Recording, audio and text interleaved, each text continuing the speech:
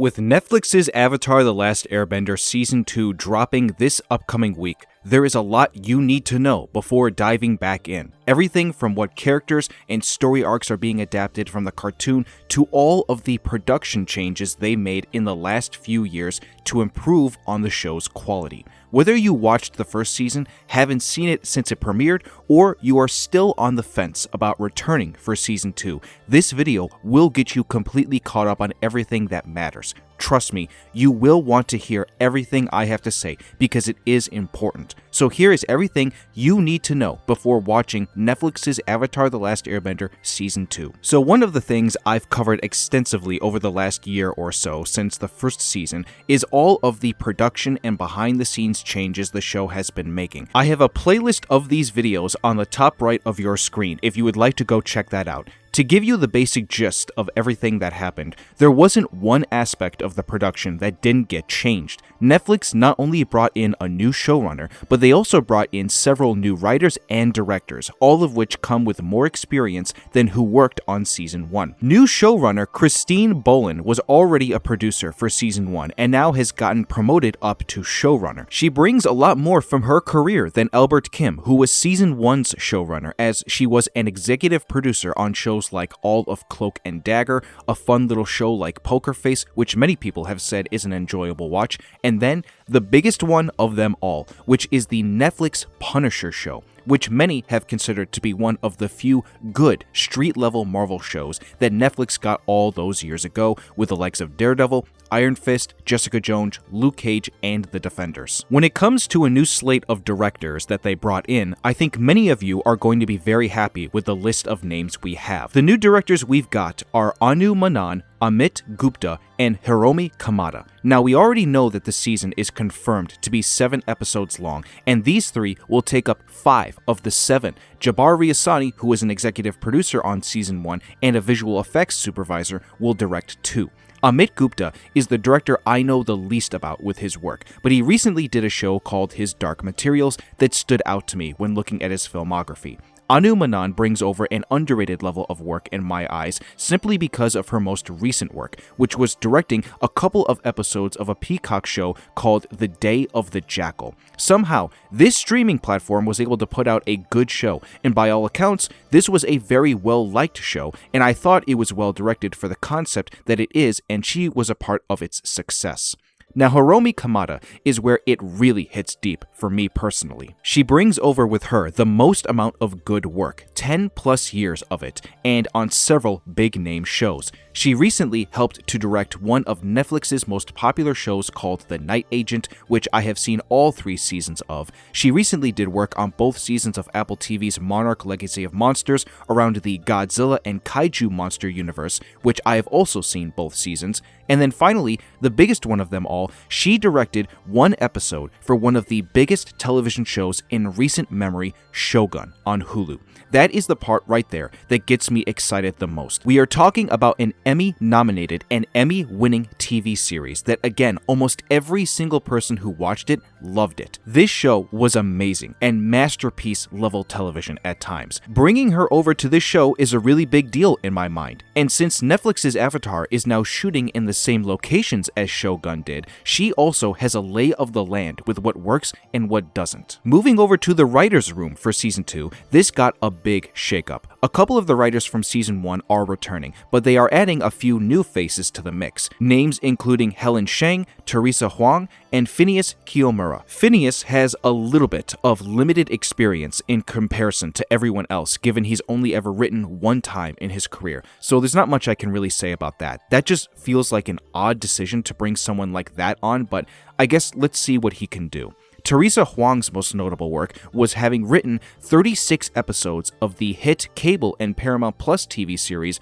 called SEAL Team. I've never seen the show before, but it seems like she's earned her spot to work on Avatar with that much written. Helen Shang is the bigger new addition here. She's written for shows like Hannibal, Hawaii Five-0, 13 Reasons Why, The Lord of the Rings, The Rings of Power, Invincible, and a recent huge hit on HBO Max, Welcome to Derry. Her resume certainly lines up a lot more to be allowed the chance to work on a show like this that follows a group of kids. She probably has the best filmography out of anyone in the writer's room, and that's good to know. The thing that makes television so unique as a medium of entertainment is that the directors and writers have to work in tandem with each other more than if it was a movie. Writers, most of the time, are the ones who are really directing the show more than the directors. If an experienced director like the new ones that are being brought on can look at the scripts and really capture what we as fans want to see, then that will be great. On top of that, to make a perfect transition into the next update, we have a major change to how they are utilizing production on the show.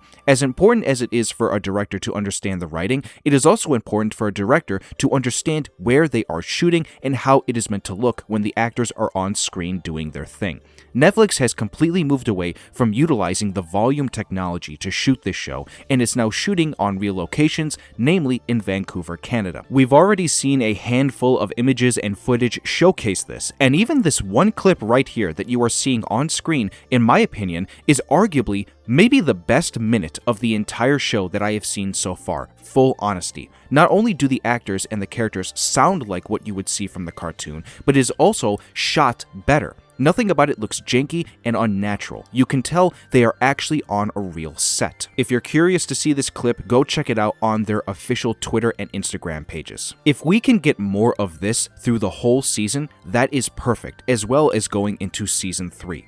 I've covered this extensively over the last few years, and when I tell you this is a great change, I don't mean that lightly. TV shows and movies in general have got to get back to doing this more often. There are obviously times where shooting on green screen will be required, but a show like this would just look so much better if it is done on location and with real sets. So I am very happy to see this, and I know many of you will be if you are into this kind of filmmaking. Now let's get to the one aspect of the video I imagine most of you have been waiting for the most, which is to talk about what is being adapted from the cartoon, from the episodes, the storylines, and any of the characters that are being brought over. Starting with the episodes, we know that episode 3, Return to Omashu, is being adapted due to a toph promo confirming that Aang met with Bumi to discuss who his teacher will be. As we know from the cartoon, it couldn't be him because he has to learn from someone who knows neutral Jing. Bumi is the only character who told him that, so it's safe to assume that they will return to Omashu to learn this. Episode 6, The Blind Bandit, is being adapted for obvious reasons, since this is when we finally meet Toph. Most of the footage that we've seen so far has shown we are probably going to get most of this episode from the cartoon shown off. Everything from Earth Rumble 6 all the way up to when she finally decides to join the group and defy her parents' orders.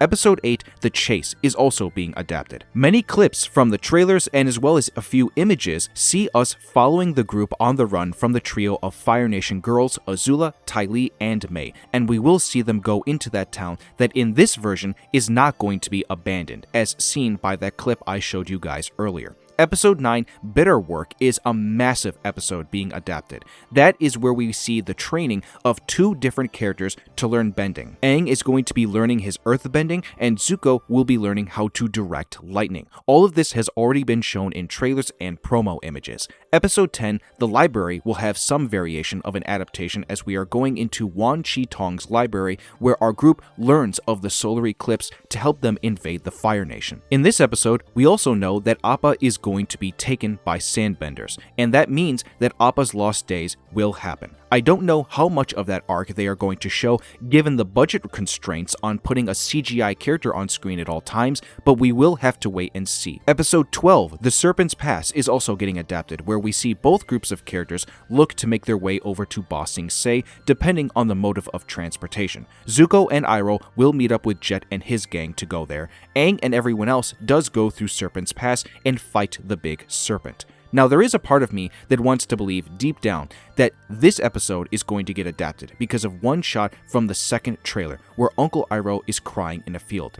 As everybody knows, this is reminiscent of him probably having the moment during that episode of Tales of Ba Sing Se where he mourns his son on the hill. It was also confirmed that the character Jin is showing up as well, the girl who went on a date with Zuko. So as of right now, it seems like that group will have their stories shown from that episode, but we don't know yet about Aang and the gang. There has already been plenty of footage revealing that aspects of the final 4 episodes from Book 2 are being adapted. We see the Dae Lee several times, which indicates Lake Laogai is going to appear at some point. Longfang is also showing up to lead them, and Azula probably will beat him, like in the cartoon, to stage the coup inside of the government with her taking it over. The big end fight in the Crossroads of Destiny will happen, and quite frankly, you can't do this season without that fight, so that seemed pretty obvious that needed to happen. So when we count it all up, out of the 20 episodes from Book 2, smaller aspects to full-on storylines from 13 of them will be adapted to meet the 7-episode total that Netflix has given the cast and crew to work with. Of the episodes that I didn't name, like Avatar Day, The Swamp, Zuko Alone, The Drill, or a few other notable small to big storylines in Book 2, none of that has been confirmed yet, as far as what I've gathered. A majority of some of the newer characters that Book 2 introduced are also going to show up, and I've covered that extensively in other videos where I have talked about the announcement of the cast as far as who's playing characters from the Earth Kingdom and also the Fire Nation. Now that being said, I do have a couple of concerns that I want to address. As far as nitpicks go, I still wish that the color grading didn't look as gray as it does in many scenes. I do see some color on screen, but I just don't think there is enough. The saturation could probably be turned up just a little bit. I also don't particularly think that the earthbending looks all that great. It doesn't look heavy enough when it's being lifted up, although there is some heavy contact when it's being hit and thrown at people. This is, at the end of the day, a television show, and the budget that these filmmakers are working with is very small in comparison to a movie, so there's only so much they can do. As far as major criticisms go,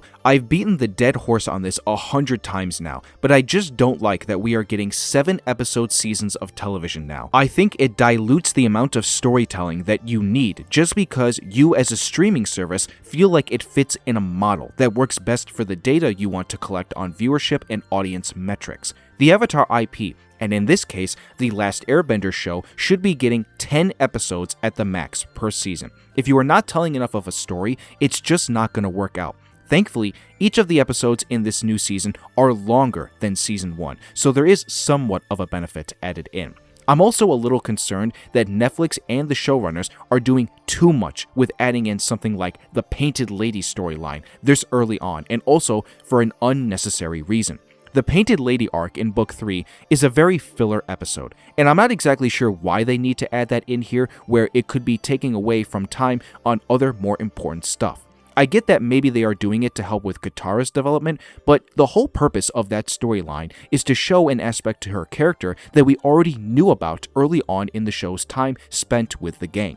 Again, that just feels like an unnecessary addition, and I'm hoping that it doesn't hurt the season too much.